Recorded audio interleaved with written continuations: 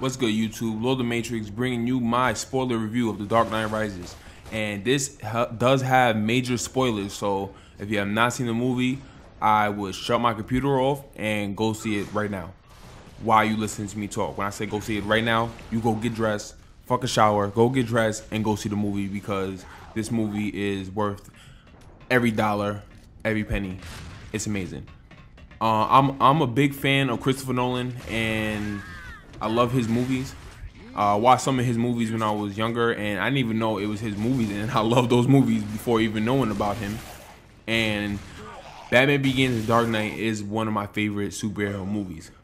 I wouldn't consider them the best comic movies because there's other movies that go to the source material just better in general, but I consider these movies better films than most superhero movies or even other movies in general.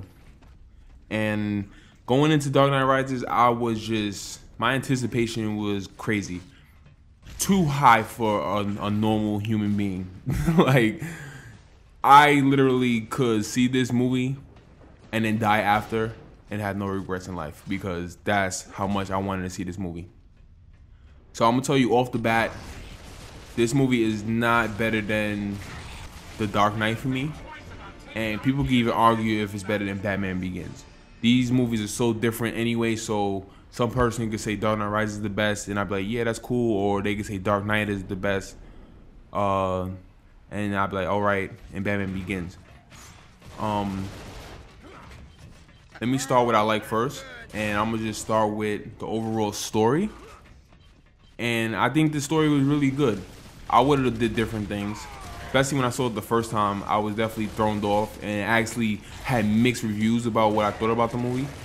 And when I saw it the second time, I liked it more because I just threw away all the shit that I wanted, what I thought would be good, and just took what Christopher Nolan wanted for himself. And even still, I don't really like the 8-year gap because I guess it makes sense for Batman not to be there, but for Bruce Wayne to be in super depression mode and not do anything, it really throws me off. I really don't like that because Bruce Wayne should be up and about still. You shouldn't be sitting there for 8 damn years because Rachel died or you feel like your goal in life is lost or whatnot. But I go for it. I can see how people would not like it. I still wish they could have did something else, a nice little twist on that. Maybe even have Batman still doing things, running from the cops, establish his rogue gallery, and so when he does retire at the end or whatnot, it's not that bad because he done did everything Batman would do. But that's not the point of the movie. So when I go see it the second time, I threw that out the window and I said, let me just watch it for a movie, and I enjoyed it. So overall, the story is really good. It's really entertaining. I saw it 2 times. The second time was better than the first time. I know when I see it multiple times later, I'm still going to enjoy it. And let's get into the acting. The acting of the movie, I thought was phenomenal, like usual. Nothing wrong with it. I know everybody wants to know about Bane, and Bane is intimidating. He's chilling. He's a different type of criminal, different type of villain than the Joker or any other villain that you see in superhero movies. He's just downright intimidating. It's so chilling because his accent is really good. Some people had problem hearing him. If you've seen it in the IMAX, I had problems also hearing what he had to say in IMAX. But watching in regular format, I heard everything he had to say. So that kind of goes out the window. And it makes it much more cooler because he's really like Sean Connery mixed with Darth Vader, which is pretty cool. The only thing is that, you don't get the facial expressions like how you get like Joker or Heath Ledger's Joker because the mask or whatnot. But if you look into his eyes, you really see how he's feeling or what's going on with him in his eyes. That's just amazing to me, regardless. And his movements in general, like the way he moves, his body moves is just, wow, that's really cool. Which he had to do because he is wearing a mask. You still got to bring life and emotion to this character while wearing that shit on your face. So that's really cool. I don't think anyone else could have played that as good as him. I think he did the best he could. And you can't even tell it's Tom Hardy anyway. But let's get into the best part about the movie. Personally for me is Anne Hathaway's Catwoman. She was amazing in this movie. She is now Catwoman to me. And when they first announced her, I was like, Anne Hathaway, she's not really that sexy, and I don't think she could really play Catwoman. And even when I'm watching this movie, you know, she's still not on like my top 20 sexiest actresses. So, you know what makes it really good is that she sells it. She sells her sexiness, and she does it well. I really wanted to get me a nice little Catwoman for myself. Go find me Anne Hathaway, put that suit on, like, you're mine, because she was sexy as hell.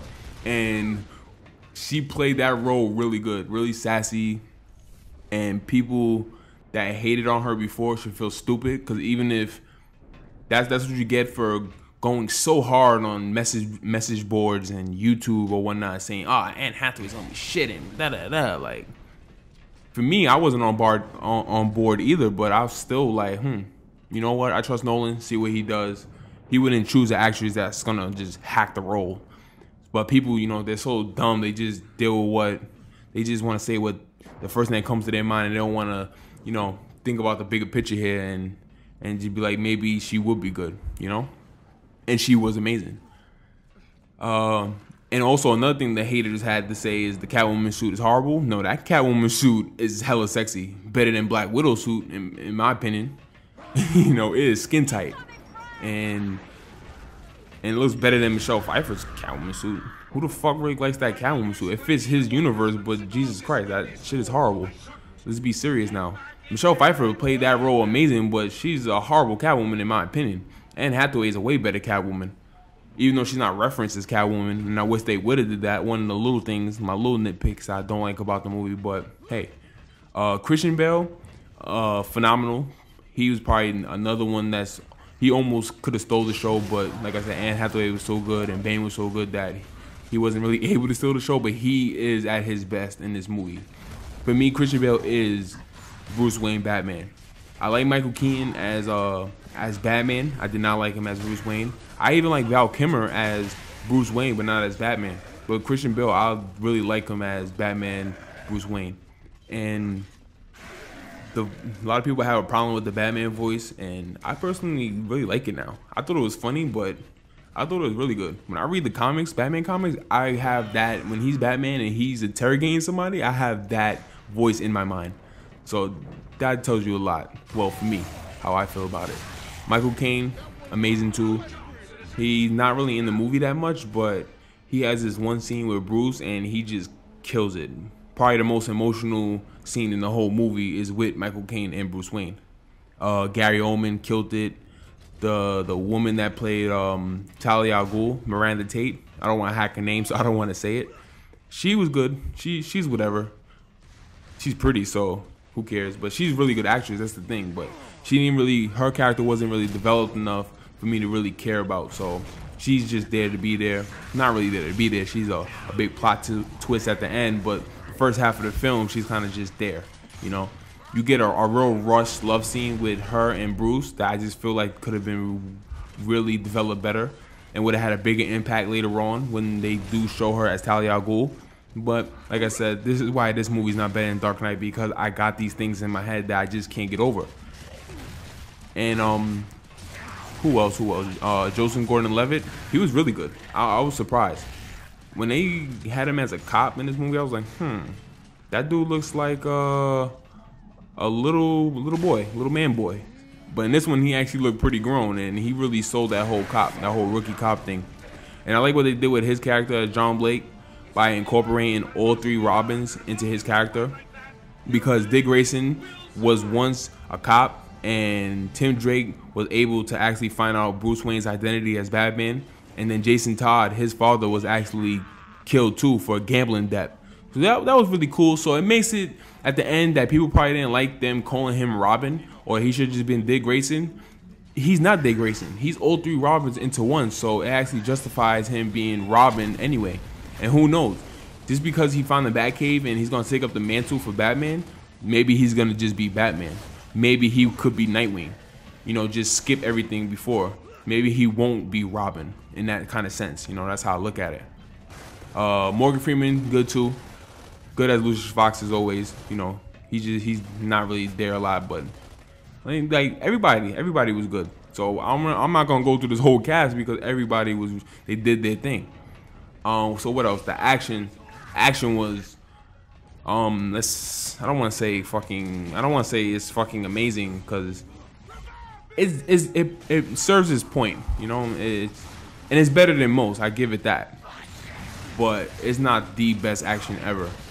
I'll tell you one thing: that first fight scene with Bane versus Batman was amazing. It was intense because there was no music, and seeing Batman just struggle like that and just like and just breathing and frustrated, and Bane just eating his punches and just beating the shit out of Batman. My favorite part of that whole fight is just Bane just taunting Batman calmly with his dialogue and with that accent. It was so cool. The whole like, you only adopted the shadows. I was born in it, molded by it. Like it's so that whole scene was just amazing to me.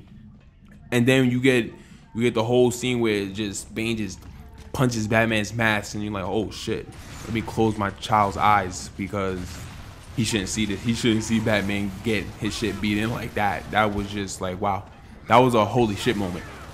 And then to top it off, you get the greatest fan service that in the whole movie that everybody wanted, was seeing Batman get his back broke, and seeing that had me clap. I clapped for that. I didn't think he was gonna do it, and he did it, and it worked.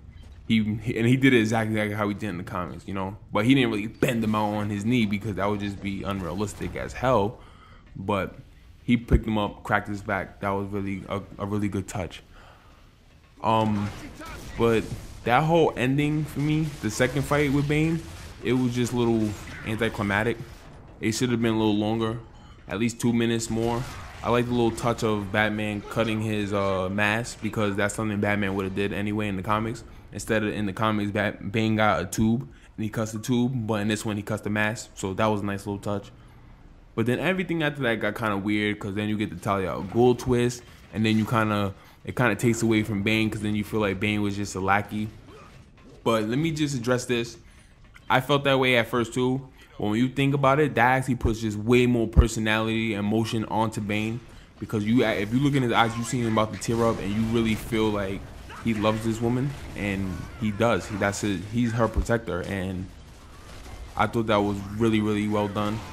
And either way, Talia al Ghul is just the connection, to the League of Shadows plan. She is the connection to that whole thing, and Bane he executes this plan. He is still the brains, and he's still the bronze of this whole thing. So it doesn't really take away anything from me.